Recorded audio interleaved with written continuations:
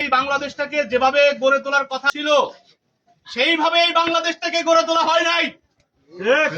আমরা 1971 সালের মহান মুক্তিযুদ্ধের গল্প শুনি যে 1971 সালের মহান মুক্তিযুদ্ধ কেন অনুষ্ঠিত হয়েছিল। কেন? কারণ 71-এর পূর্বে এই তৎকালীন পূর্ব পাকিস্তানের জনগণ রাজনৈতিকভাবে বঞ্চিত হয়েছিল, অর্থনৈতিক বঞ্চনার শিকার হয়েছিল।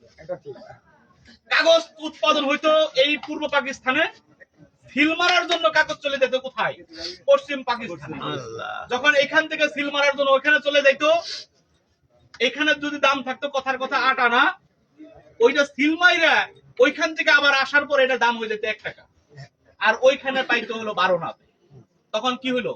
যে দেশের কাগজটা উৎপাদন হয়েছে সেই দেশের জনগণ কাগজ কিন্তু 1 টাকা দিয়ে, কিন্তু যে দেশে উৎপাদন হইতো না পশ্চিম পাকিস্তানে তারা পাইতো 12 আনা দিয়ে। তাহলে আমরা কি 4 আনা ঠকলাম না?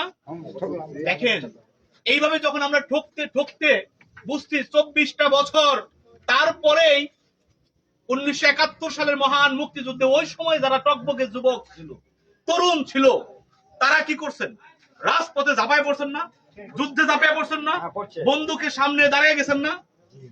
আপনারা যারা যুদ্ধ করছে তাদের কাছে শুনেন, তারা জানতো এই যুদ্ধে যাচ্ছি আমি জীবনে আর কোনোদিন ফিরে আসতে পারবো কিনা, সেটা সে জানতো না।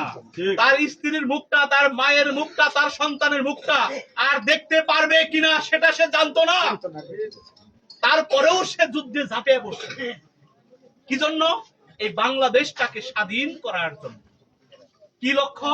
যে এই বাংলাদেশে সাম্য প্রতিষ্ঠিত হবে, এই বাংলাদেশে মানবিক মর্যাদা প্রতিষ্ঠিত হবে, মানুষ মানুষের মর্যাদা দিবে, রাষ্ট্র মানুষের মর্যাদা দিবে, এবং ন্যায় বিচার প্রতিষ্ঠিত হবে। জনগণের ন্যায় বিচার প্রতিষ্ঠিত হবে। যে যতটুকু অপরাধ করছে সে ততটুকু শাস্তি পাবে, যে নিরপরাধ তার কোনো শাস্তি হবে না। কিন্তু আমরা অত্যন্ত দুঃখজনক বিষয়, বাংলাদেশ স্বাধীন হয়েছে আজকে কত বছর জানেন? 54 বছর।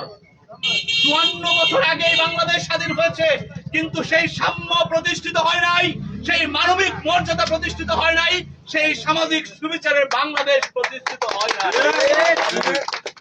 এই জন্যই বলছি, আপনারা অনেকেই হয়তো ভালো আছেন, কিন্তু আমরা যারা বুঝি যে আসলে তো আমার বাপ দাদারা যেভাবে বাংলাদেশটাকে প্রতিষ্ঠিত করতে চেয়েছিল সেই বাংলাদেশ তো প্রতিষ্ঠিত হয় নাই। এখন দেখেন, আমরা গত 2024 সালের জুলাই আগস্ট গণ অভ্যুত্থানে আমরা ঢাকার শহরে রাজপথে আন্দোলন করেছি, সংগ্রাম করেছি, গণ অভ্যুত্থান সফল করেছি। একটা ফ্যাসিবাদী শাসন ব্যবস্থা। হাসিনা কি সব অন্যায় একাই করতো? জীবনেও না।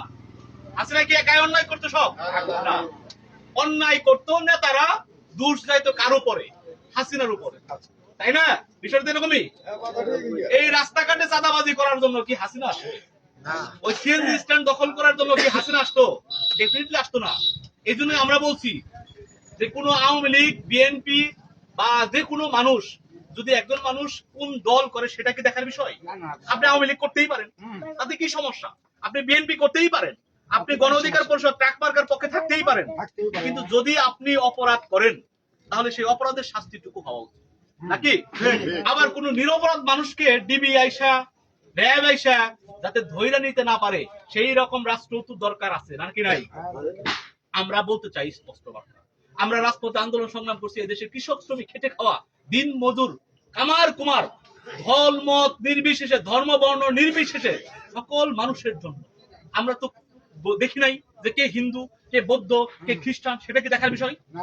এই বাংলাদেশে হিন্দুরা, বৌদ্ধরা, খ্রিস্টানরা, মুসলমানরা হাজার হাজার বছর ধরে বসবাস করতেছে। সবার উপরে মানুষ সত্য, তাহার উপরে নাই। আমি তো মানুষের অধিকার প্রতিষ্ঠার জন্য আসছি। আমি কি মুসলমানদের অধিকার প্রতিষ্ঠার জন্য আসছি শুধু? না, আমার ধর্ম ইসলাম, আমার ধর্মেও বলা আছে ধর্ম নিয়ে কি করো না, বাড়াবাড়ি করো না।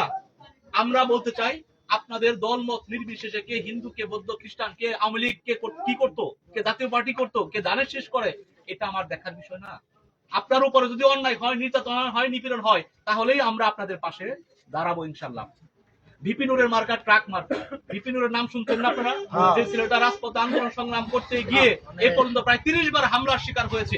আমি তোফাজ্জল নিজেও 14-15 বার হামলার শিকার হয়েছি, কিন্তু নিজেরা দমে যাই নাই।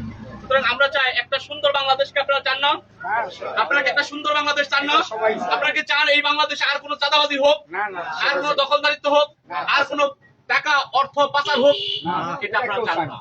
এদেশের জনগণের ভ্যাট ট্যাক্সের টাকায় সরকার চলে। ওই পুলিশের পোশাক আপনাদের ভ্যাট ট্যাক্সের টাকায় কিনা হয়, ওই পুলিশের বেতন আপনাদের ভ্যাট ট্যাক্সের টাকা হয়, ওই যে ব্যক্তি প্রধানমন্ত্রী হয়, এমপি হয়, তার বেতন আপনাদের ভ্যাট ট্যাক্সের টাকায় হয়। সুতরাং আপনাদের অধিকার প্রতিষ্ঠার জন্য আপনাদেরকে বদলাইতে হবে। ওই পুরনো শাসন ব্যবস্থা যদি ফিরে পেতে না চান, যদি বদলাইতে চান, এই সোসাইটিকে বদলাইতে হবে, আপনার হৃদয়কে বদলাইতে হবে। আমি আরেকটা কথা বলে শেষ করব, সেটি হলো দেখেন, একটা উন্নয়নমূলক প্রকল্প আসলেই তখন সেখানে দুর্নীতি হয় না? রাস্তাঘাটের এই বেহাল দশা বিভিন্ন এলাকায় কেন? কেন? কারণ হলো এখানে টেন্ডারবাজি হয়, কারণ এখানে চাঁদাবাজি হয়। কেউ বলে যে 1 কোটি টাকার কাজ আসে, নেতা ওই কাজটা পাওয়া দেয়। পায়ে দেওয়ার জন্য সে কি করে বলেন তো দেখি? এক ঠিকাদারকে, কন্ট্রাক্টরকে দেয় যে এই কাজটা করে দেওয়া লাগবে। এখন সে কমিশন পায় কয় পার্সেন্ট? 5% পায়, 10% পায়, 15% পায়। 1 কোটি টাকার কাজ আসলে 10 লক্ষ টাকা সে নিজের পকেটে আগে ঢুকে। কথা বুঝতে পারছেন? তারপরে দেখবেন এলাকায় কাজ আসলে কিছু মানুষ আছে, তারা বলে যে আমি বালু এনে দিব, নইলে এই রাস্তার কাজ হইবে দিব। বল না, বলে না? কেউ বলে আমি বিটুমিন এনে দিব, কেউ বলে আমি কুয়া এনে দিব, নইলে এই রাস্তার কাজ হইবে দিব না। বলে 1 কোটি টাকার রাস্তার কাজ হয়ে যায় কয় লক্ষ টাকায়? 30 লক্ষ 40 লক্ষ টাকার কাজ। 1 কোটি টাকার কাজ কি 30 লক্ষ টাকা দিয়ে হবে? তাহলে সেই কাজটা অবশ্যই ভালো হবে না। আমরা চাই আপনাদের একটা সুন্দর সাস্টেইনেবল ডেভেলপমেন্ট, টেকসই উন্নয়ন উপহার দিতে। আপনারা কি আমাদের সাথে আছেন? আমরা তরুণ নেতা, আমরাও কৃষকের সন্তান, আপনারা সাধারণ শ্রমিক কৃষক মানুষ, তাই না? আমাদের সাথে থাকেন। আমি দক্ষিণ মির্জাপুরের সন্তান হিসেবে আপনাদের মূল্যবান ভোট ট্রাক মার্কায় হোক, সেই প্রত্যাশা ব্যক্ত করি আমি আমার বক্তব্য। আল্লাহ হাফেজ। আসসালামু আলাইকুম।